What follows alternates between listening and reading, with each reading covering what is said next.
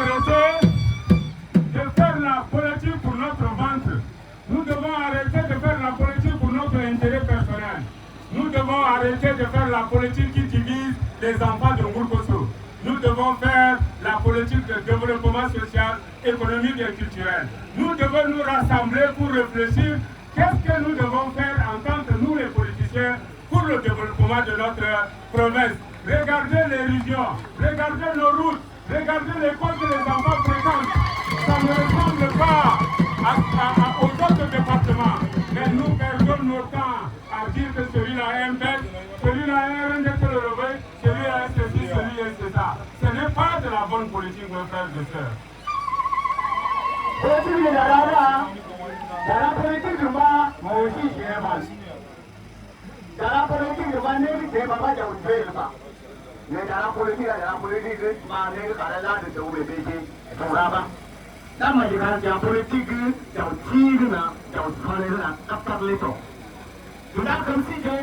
l'école de l'Singan de Daura, peu de l'Isigue, Mandije ou la Tudi Yodene.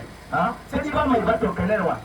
Dès que tu as la politique de la Ligue Maïda, qui s'y a, la candidat, la contact que nous imaginons, c'est qu'il va y avoir de ma, vol de l'Isigue au bateau, et comme a dit, et le tournoi. Wa awata to do yan pen dai ga wa e jaren de te dai ga wa e de do parti ni parti de da to do sina lo ya sina da be de la te ko mata lo ne njalo je de da no le département de gidam le nai ne khasi ji yar tong de no le bo to ma del da ja tel ta ko ji ci mala politique mai ko na ba. Mesdames et messieurs, il vous souviendra pendant la campagne présidentielle. Le chef de l'État a signé un contrat social avec les Tchadiens sur la base de son programme politique, traduit en 12 chantiers et 100 actions. Je vais vous entretenir sur l'aspect concernant la justice.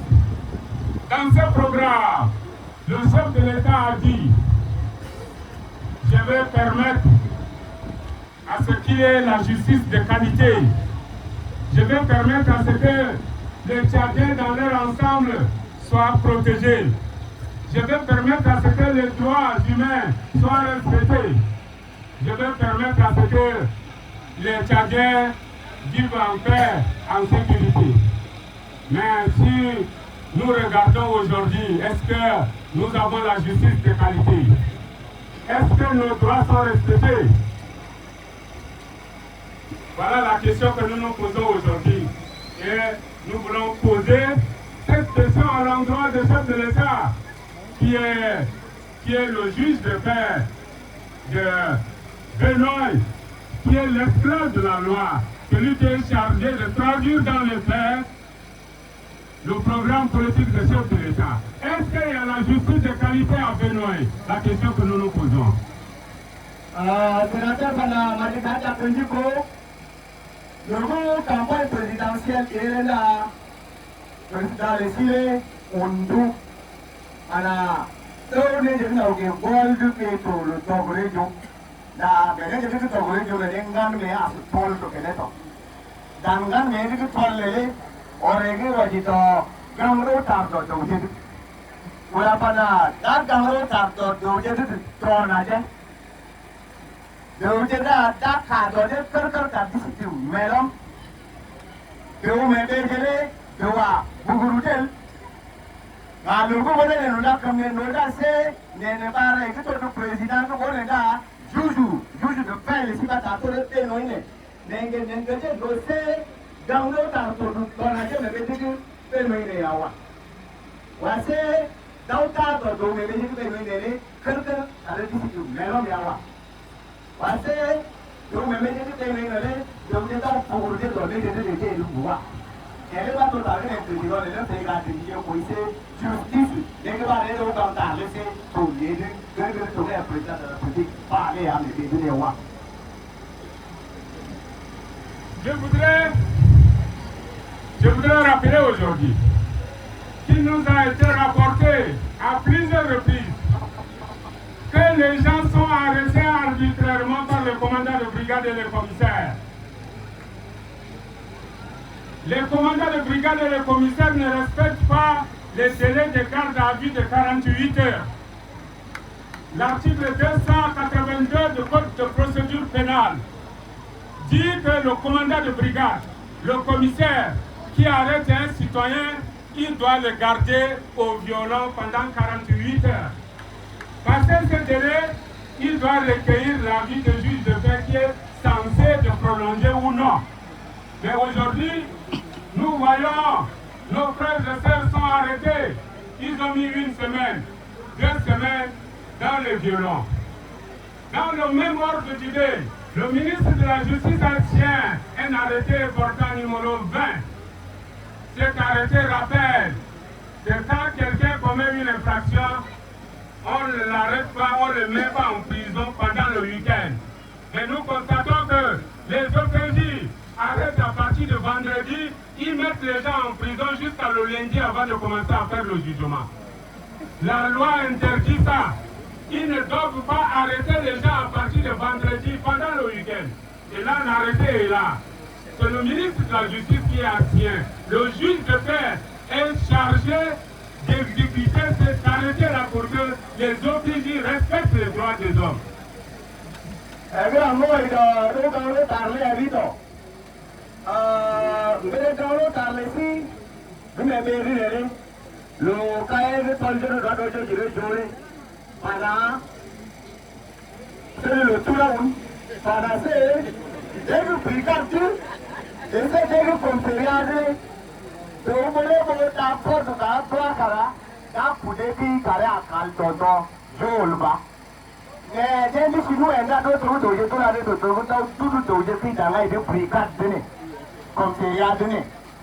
Commandant de brigade, de commissaire,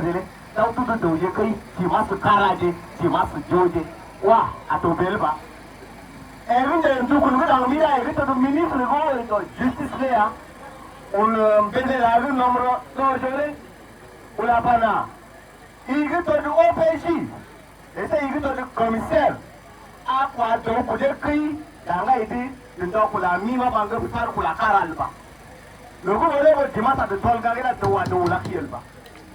Matagara Doyaku. Et tout l'huile.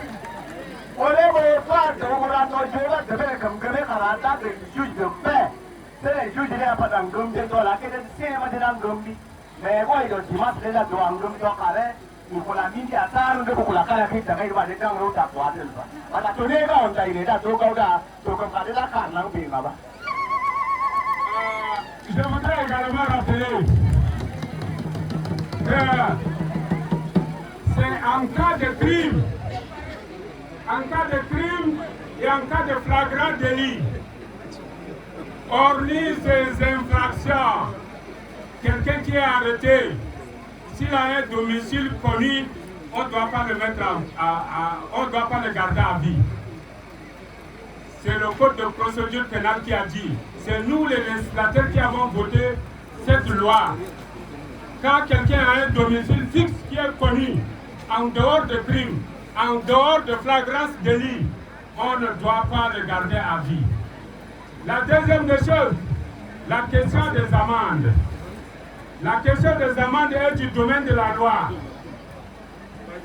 Elle est du domaine de la loi, cela veut dire qu'il y a des gens habilités à amender les gens arrêtés.